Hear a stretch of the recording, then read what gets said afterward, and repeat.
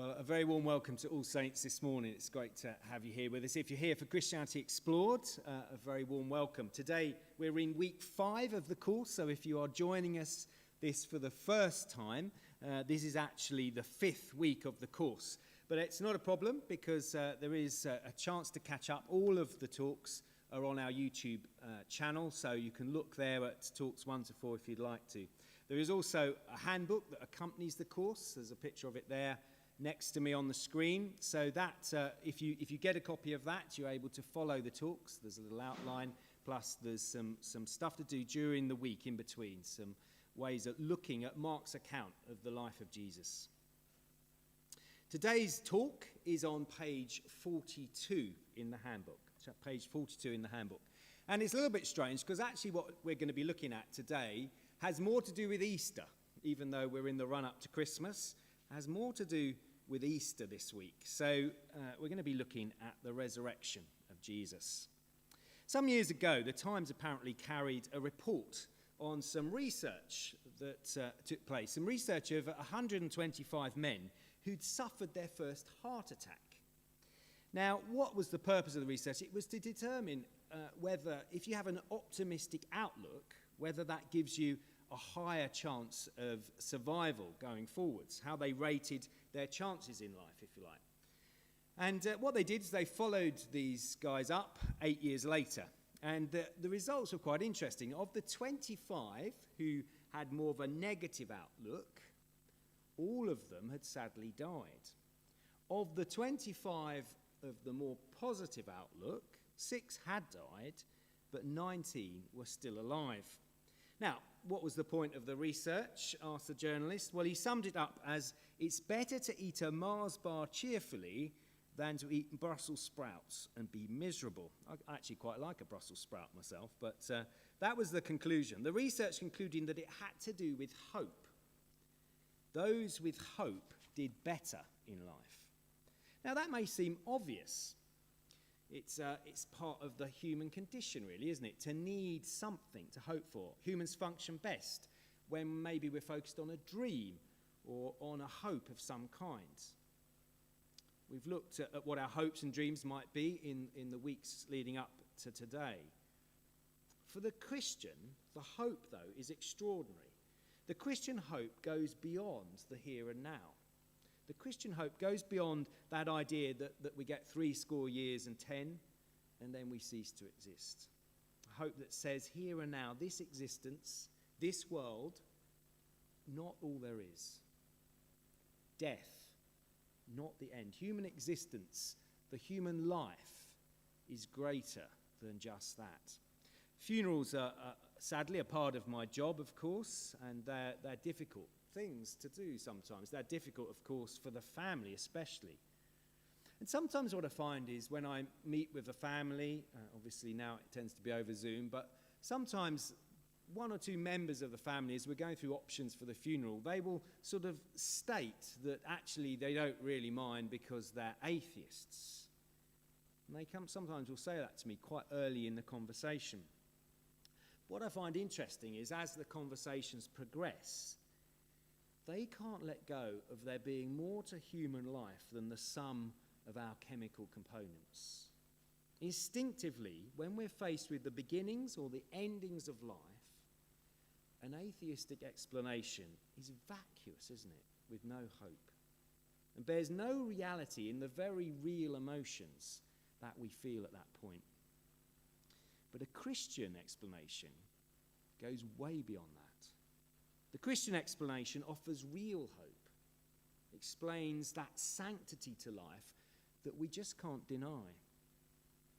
But I wonder if you know that it's 100% rooted in evidence. This isn't just kind of wishful pie in the sky stuff that you might expect a vicar like me to go waffling on about. I wonder if you know that the Christian hope of life beyond death is rooted in historical fact. Material evidence that death is not the end as far as God is concerned. And that, as I say, is what we're going to be looking at today. It's centered on one critical aspect to the Christian faith. It's centered on Jesus' resurrection. You see, The reality is that the Christian faith stands or falls on this issue, the resurrection. If Jesus never rose from the dead, then Christianity, hogwash, a waste of time, untrue. It's not the case that we can have lots of different aspects of Christianity and not have this bit. You see, Jesus' identity as God on earth stands or falls on the resurrection because it proves Jesus' identity. Here's the Bible itself on this very issue. So this is from a part of the Bible called Corinthians, 1 Corinthians chapter 15. So Corinth is just a place, and this was a letter by a chap called Paul, his first letter, hence one to these Christians living in a place called Corinth. If there is no resurrection of the dead, then not even Christ has been raised. And if Christ has not been raised, our preaching is useless, and so is your faith. This is in the Bible.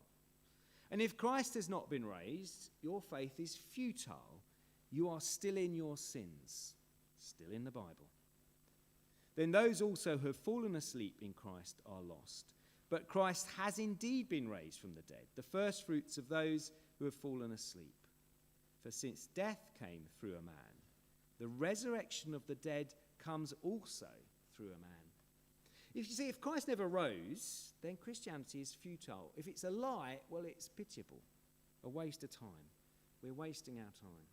Every religion has its dream, doesn't it, about what might happen in the future. Islam, Buddhism, Sikhism, none of the above, even Hollywood. They all have a story about what might happen in the end. But Christianity is unique. It gives us a man who died, who knew was back walking the streets of Jerusalem 3 days later, utterly unique. And friends, this isn't the stuff of legends. It's not a fairy tale. We have verifiable evidence to prove it. Jesus was in his early 30s when he died, and yet here we are 2,000 years later, still discussing his life. No resurrection, and we would probably never even have heard of him. He just would have been a carpenter, a chippy from the first century. But his resurrection changes everything. Last week we saw that Jesus died on a cross to cure our heart problem, the problem of our sin. But Mark tells us that Jesus not only died for sinners, but rose again from the dead. This year's pandemic raises that frailty of human life, doesn't it? People dying, and we've gone to extreme measures in terms of our economy and our behaviour, our social life, to prevent it. Because of Jesus' resurrection, the ultimate terror of death is removed. Because Jesus got through death, he can get us through it too. Human hope beyond death makes a massive difference, doesn't it? To coronavirus, to vaccines, to lockdown. So we're going to trace the events of the resurrection morning in Mark chapter 16. But first we'll see what Jesus said about his resurrection before it actually happened. See, Jesus knew that he would rise again. Now, in this next text I'm going to read, Jesus is using the phrase Son of Man. When he says Son of Man, he's referring to himself. He never referred to himself directly. He always called himself Son of Man. So let's look at Mark chapter 8, verse 31. So if you're looking in the Bible, we're in Mark, as we always are, chapter 8, and then we're looking at sentence 31, or verse 31. Give you a second to find that. It is on the screen. So Mark 8:31. Then he began to teach them that the Son of Man must suffer many things and be rejected by the elders, chief priests, and teachers of the law, and that he must be killed and after 3 days rise again. Now, Jesus had been banging on about this. Mark chapter 9, they will kill him, and after 3 days he will rise. Mark chapter 10, the Gentiles will mock him and spit on him, flog him and kill him. 3 days later he will rise. Jesus repeatedly claimed that he would be raised to life on the third day after his death. The resurrection wasn't a surprise to him. He knew his death wouldn't be the end. Jesus, you see, always in control. He knows exactly how he will die, what will happen to him beyond death, and he explains it beforehand. At the end of his account of Jesus' death, Mark focuses on 3 women who've watched the whole gruesome ordeal. Mark 15, verse 40. Some women were watching from a distance. Among them were Mary Magdalene, Mary the mother of James the younger, and of Joses and Salome. In Galilee, these women had followed him and cared for his needs. Many other women who'd come up with him to Jerusalem were also there. It was preparation day, that is, the day before the Sabbath. So as evening approached, Joseph of Arimathea, a prominent member of the council, who was himself waiting for the kingdom of God, went boldly to Pilate and asked for Jesus' body. Pilate was surprised to hear that he was already dead. Summoning the centurion, he asked him if Jesus had already died. When he heard from the centurion that it was so, he gave the body to Joseph. So Joseph bought some linen cloth, took down the body, wrapped it in the linen, and placed it in a tomb cut out of rock. Then he rolled a stone against the entrance of the tomb. Mary Magdalene and Mary, the mother of Joses, saw where he was laid. When the Sabbath was over, Mary Magdalene, Mary the mother of James, and Salome bought spices so that they might go to anoint Jesus' body. Very early on the first day of the week, just after sunrise, they were on their way to the tomb, and they asked each other, "Who will roll the stone away from the entrance of the tomb?" These women knew Jesus well. We learn from verse 41 that they had cared for him, looked after his needs, and now they watched his horrendous death, and they saw where his body was buried. Jesus was buried by a man called Joseph of Arimathea. He went to the Roman governor, Pontius Pilate, and rather bravely asked permission to bury the body. Pilate, surprised to hear that Jesus had died already, so he checked with the centurion if Jesus was in fact dead. The centurion confirmed it was true. So Pilate agreed that Joseph could take the body. Joseph took the lifeless, bloodied body down from the cross, wrapped it in linen, and placed it in a tomb cut out of rock. Jesus, dead and buried. But it was 36 hours later on the Sunday morning, and these 3 grieving women came to do what they imagined would be the last loving thing they could do for him. They came to embalm his corpse. Now, obviously, there are no frieze mortuaries in first century Palestine. Perfumes are going to be crucial, aren't they? So they'd gone and bought some spices. Their idea was to put them on the linen that the body was wrapped in as a last loving act to mask the smell. So they got up first thing the next morning and set off for the tomb. They already knew where to go because they'd seen the burial of Jesus. As they made their way to the grave, they thought they'd face a problem. Because you see, to ensure that Jesus' followers couldn't steal the body, a massive stone had been placed across the entrance and a centurion posted there. They'd have to get that shifted if they were to embalm Jesus' corpse. So these women show up to sort the body. They find one thing, but they don't find the other. Look at now Mark 16, continuing where we left off from verse 4. But when they looked up, they saw that the stone, which was very large, had been rolled away. As they entered the tomb, they saw a young man dressed in a white robe sitting on the right side, and they were alarmed. "Don't be alarmed," he said. "You're looking for Jesus, the Nazarene, who was crucified. He is risen. He's not here. See the place where they laid him. But go, tell his disciples and Peter, he's going ahead of you into Galilee. There you will see him, just as he told you." Trembling and bewildered, the women went out and fled from the tomb. They said nothing to anyone because they were afraid. So they find that the massive stone is already moved, and they don't find the body they're expecting to anoint. Let's just pull into a lay-by for a moment here to look at this. You see, whether you're a Christian or not, the problem with this story is familiarity. You don't have to be a Christian to know that Christians believe that Jesus rose from the dead. It's all wrapped up, isn't it, with Easter bunnies and chocolate Easter eggs. I've never quite understood what they've got to do with it, really.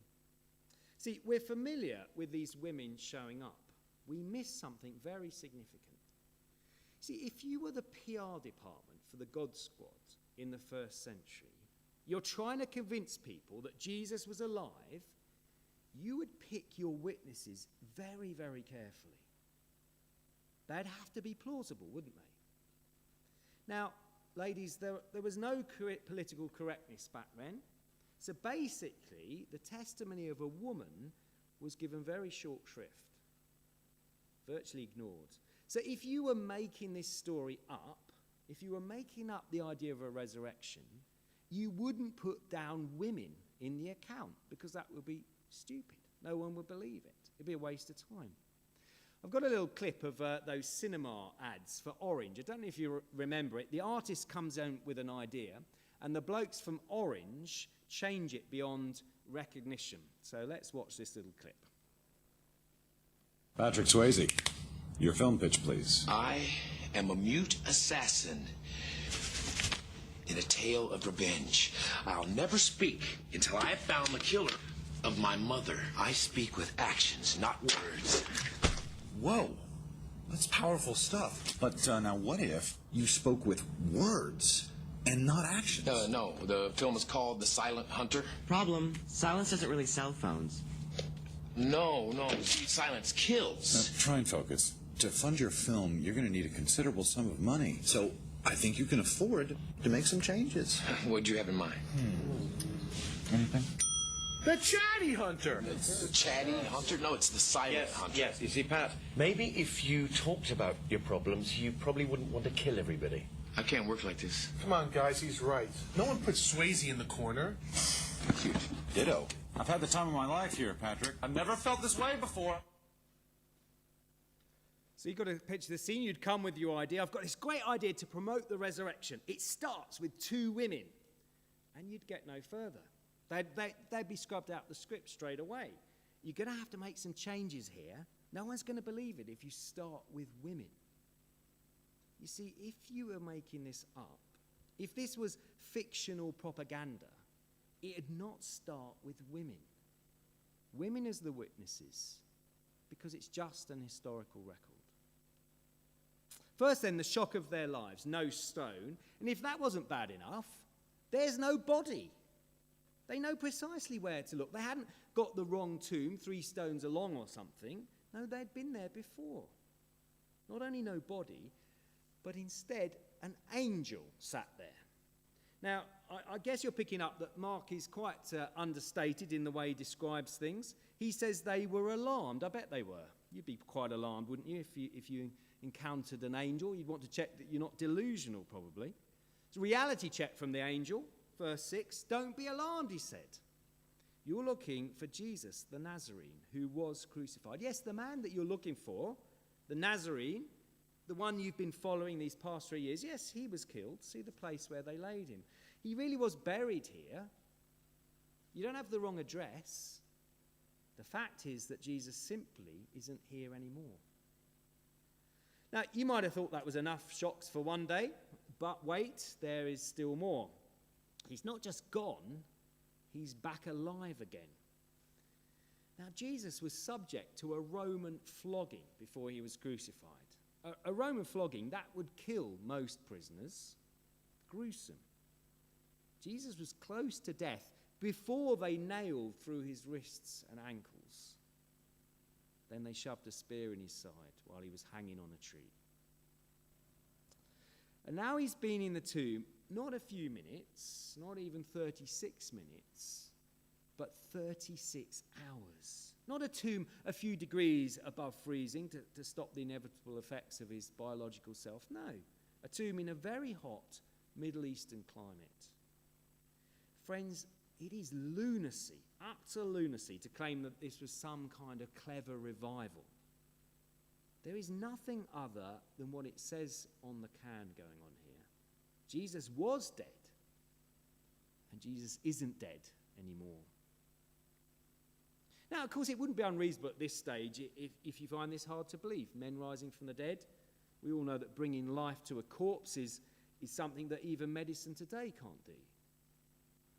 Easy in the light of that to reject the resurrection on the grounds that if we can't do it, it can't be done. Trouble is, no other explanation comes close, anywhere near, as feasible as the plain narrative the Bible set out. Let's face it, lots of Channel 4 and BBC documentaries have tried, haven't they? Then you have the issue that Jesus appeared to his disciples on at least 10 separate occasions after his death. Add to that he also appeared to more than 500 people at the same time. There's no chance that all those witnesses were coming under some kind of mass hallucination, as some documentaries try and claim.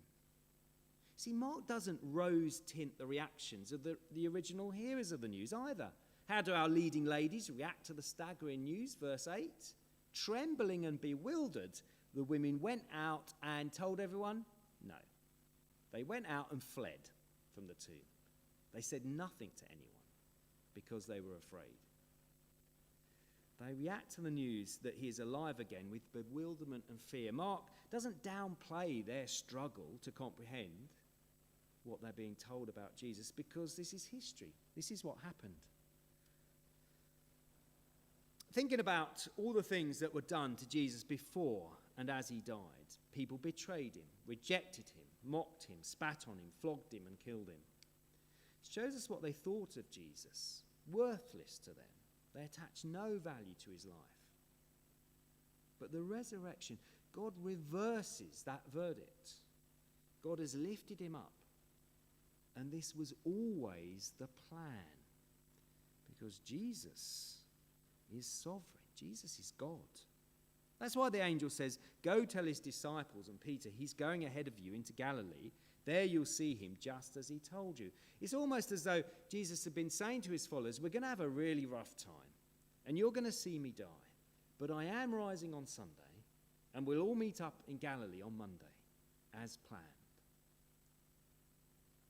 Now, anyone could say those words, but only God come to earth could actually make them happen. And of course, despite that, what it looks like, Jesus was always in control. Being rejected by the Jews, his plan. Abandoned by the disciples, his plan. Brutalized by the Romans, his plan. Forsaken by God on the cross, Jesus in control throughout. As the soldiers hammered the nails through his wrists, he was still in control of those hammers. Could have stopped it at any moment. The women who'd come to pay their last loving tribute, to anoint a corpse, hopes shattered. But 3 words change everything. He has risen. They're told to go and tell. Now, it's no surprise, is it, that the women weren't believed when they did get back to the disciples. Nonsense. What are you talking about, women? You're too upset. You don't remember what Jesus said. You just want it to be true. Forget it. We just want to grieve and move on. That would be surely our response, wouldn't it? But there's the encouragement for us, actually. You see, if we're not yet persuaded that these things are true, then it'd be easy to think the same. Who would believe such a thing? It's a completely normal response, unless you've taken a serious look at the evidence. What if these women were right? As I said, as an account of events, this would be a PR disaster. Women, that won't work. Men rising from the dead, that's a no-go. Jews didn't like the man when he was alive, go about claiming he's resurrected. Well, that would be suicide for you. Then there's the Romans, go about saying that this bloke that they executed, he's up and about again, and you fancy calling him Lord. Again, suicide. You see, if this isn't true, there is no way on this planet we'd be talking about this today. He'd be gone and forgotten. The news about it successfully buried by the authorities that didn't want it getting out. And we can't just say that they were all gullible back then. You know, they believe anything. A man rising from the dead, oh yeah, of course, no problem, just ignorant, primitive people. let's not be so patronising, not the least bit primitive. The Greeks, for example, weren't they phenomenal in the areas of maths, geometry, algebra, philosophy that you and I wrestled with at school? No, the educated Greek would probably find the intellectual level of our tabloids or even our broadsheets pretty low. Thousands transformed by a horrendous risk to themselves and their families. There are no good explanations for the transformations of these ordinary people, people who took the message to the world despite the odds, so that we can be here today. Why would they do all of that for something that they know isn't true? They carried out Mark 16, verse 7. Go tell his disciples and Peter, he is going ahead of you into Galilee. There you will see him, just as he told you. Friends, the decision that all of us face is simply this: the resurrection, fact or fiction? If it's fact, then it affects us all. It does affect you. It does matter. This isn't just something religious to not give thought to. You see, if you think it's fiction, well then I think now the onus of proof lies with you, actually. Because the proof for the fiction option is a whole lot more difficult. This morning I was listening to the radio, and there was a constant phrase that they kept using: people of faith or none. People of faith or none. It got me thinking, is it possible to be somebody who has no faith? Now, I know what they meant. They probably meant the atheist. But actually, the atheist is an incredibly faithful position, isn't it? Because I would say the atheist position flies in the face of the evidence of the resurrection. Resurrection, fact or fiction? To be an atheist is definitely a position of faith. In fact, without and despite evidence. The resurrection, fact or fiction. So as you see, the truth option brings the reality that you and I are more than just the sum of our parts. That human life is not just a matter of your biology. That there's much more to you than that. That this life is not all there is. A reality that chimes with what I think instinctively every human being knows. We're going to go on now to the rest of our service.